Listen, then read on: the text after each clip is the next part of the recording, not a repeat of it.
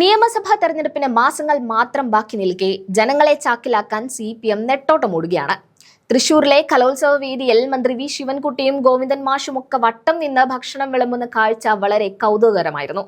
ഒരു സമയത്ത് നവകേരള സദസ് എന്ന പേരിൽ പ്രമാണികളെ പോലെ ആഡംബര ബസ്സിൽ ഭൂമിയിലേക്ക് ഇറങ്ങാതെ കേരളം ചുറ്റിയ മുഖ്യമന്ത്രിയും കൂട്ടരും തെരഞ്ഞെടുപ്പിനോടനുബന്ധിച്ച് കാട്ടിക്കൂട്ടുന്ന നാടകങ്ങളൊക്കെ കണ്ടിരിക്കാൻ നല്ല രസമുണ്ടെന്ന് പറയാതെ വയ്യ. ശീതീകരിച്ച ബസിന്റെ ചില്ലുകൾ പോലും താഴ്ത്താതെ ജനങ്ങളുടെ പ്രയാസങ്ങൾ അറിയാൻ പുറപ്പെട്ടവർ ഇപ്പോൾ ഭക്ഷണം വിളമ്പാൻ നിൽക്കുന്നത് കാണുമ്പോൾ ചിരിക്കണോ അതോ കരയണോ എന്ന അവസ്ഥയിലാണ് നാട്ടുകാർ. പോരാത്തതിനിപ്പോൾ തെരഞ്ഞെടുപ്പ് അടുത്തിരിക്കെ ജനങ്ങളുടെ മുന്നിൽ എങ്ങനെ നടുവളയ്ക്കണം എന്നതിന്റെ പുതിയൊരു അജണ്ടയുമായി ഇറങ്ങിയിരിക്കുകയാണ് പിണറായി സർക്കാരും പാർട്ടിയും. അതിന്റെ ഭാഗമായാണ് ഇപ്പോൾ അണികൾക്ക് വേണ്ടി വിചിത്രമായ ഒരു സർക്കുലർ പുറത്തിറക്കിയിരിക്കുന്നത്. സഖാക്കളെ, നിങ്ങൾ വീടുകൾ കയറുമ്പോൾ ആരോടും തർക്കിക്കാൻ നിൽക്കരുത്. എന്തു പറഞ്ഞാലും വളരെ വിനയത്തോടെ കേട്ടു നിൽക്കണം എന്നതാണ് പാർട്ടിയുടെ ഇപ്പോഴത്തെ പ്രധാന ഉപദേശം. ഗൃഹസന്ദർശനം നടത്തുമ്പോൾ ആരെങ്കിലും കടക്ക് പുറത്തെന്ന് പറഞ്ഞാലോ തല്ലിയാലോ പോലും തടുക്കാൻ നിൽക്കരുത്. കൊണ്ടിട്ട് ഇങ്ങ് പോരണമെന്ന് അണികളെ പഠിപ്പിക്കേണ്ടി വരുന്ന ഒരു ഗതികേടിലേക്കാണ് CPM ഇപ്പോൾ എത്തി നിൽക്കുന്നത്. 10 വർഷമായി ഭരണത്തിലിരിക്കുന്ന ഒരു പാർട്ടിക്ക് സ്വന്തം പ്രവർത്തകരെ സാമാന്യ മര്യാദ പഠിപ്പിക്കേണ്ടി വന്നിട്ടുണ്ടെങ്കിൽ അത് തീർച്ചയായും അവരുടെ ധാർഷ്ട്യത്തിന്റെ ഫലമാണെന്ന് പറയാതെ വയ്യ. അഹങ്കാരം മൂത്ത് ആകാശത്തിരുന്നവർക്ക് ഇപ്പോൾ വോട്ടിനായി ഓരോ വീട്ടിലെയും തിണ്ണ നിരങ്ങേണ്ടി വരുന്നത് വോട്ട് പെട്ടിയിലാക്കാനുള്ള വെറും നാടകമാണെന്ന് കൊച്ചു കുട്ടികൾക്ക് പോലും അറിയാം.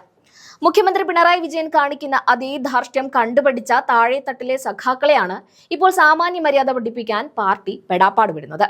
ശബരിമല വിഷയമായാലും മുഖ്യമന്ത്രിയും കുടുംബവും ഉൾപ്പെട്ട അഴിമതി കേസുകളായാലും അതല്ല മന്ത്രിസഭയിൽ ഉൾപ്പെട്ട ഭരണകക്ഷികളുടെ സ്ത്രീവിരുദ്ധതയെക്കുറിച്ചായാലും ഏതെങ്കിലും വീട്ടുകാർ ചോദിച്ചാൽ മറുപടിയില്ലാതെ പമ്മി നിൽക്കേണ്ടി വരുന്ന അവസ്ഥയാണ് സഖാക്കൾക്ക് സംജാതമായിരിക്കുന്നത്.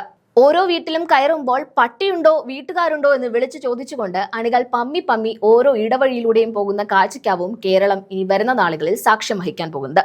അഴിമതിയെക്കുറിച്ചോ ഭരണവിരുദ്ധ വികാരത്തെക്കുറിച്ചോ ആരെങ്കിലും ചോദിച്ചാൽ നൽകാൻ പാർട്ടിയുടെ കയ്യിൽ പഴയ ക്യാപ്സ്യൂൾ ന്യായീകരണങ്ങൾ മാത്രമേ ഉള്ളൂ. പരിചയമുള്ളവരെ മാത്രം കൂടെ കൂട്ടി വീടിനകത്ത് കയറിയിരുന്ന് കാര്യങ്ങൾ വിശദീകരിക്കണമെന്നാണ് പാർട്ടി പറയുന്നത്. വീട്ടുകാർ ആട്ടി പുറത്താക്കിയാൽ ഏത് വഴിയിലൂടെ ഓടണമെന്ന് പറഞ്ഞു തരാനാണോ ഈ പരിചയക്കാരെ കൂടെ കൂട്ടുന്നത് എന്ന് ആരെങ്കിലും സംശയിച്ചാൽ അവരെ കുറ്റം പറയാൻ പറ്റില്ല എന്ന പരിഹാസവും ഇതിനോടകം തന്നെ ഉയർന്നു കഴിഞ്ഞു.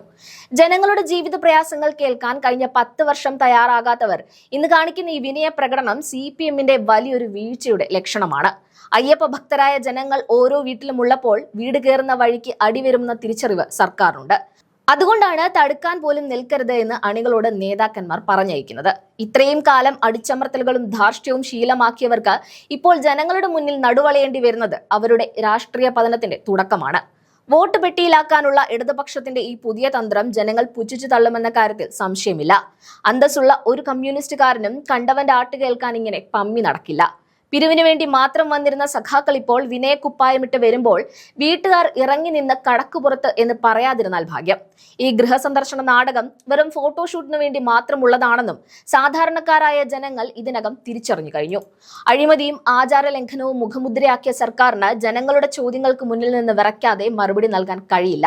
അതുകൊണ്ട് തന്നെ ഈ വിനയ നാടകം കേരളത്തിലെ ജനങ്ങൾക്കിടയിൽ വലിയൊരു രാഷ്ട്രീയ പരിഹാസമായി മാറിയിരിക്കുകയാണെന്ന് നിസ്സംശയം പറയാം.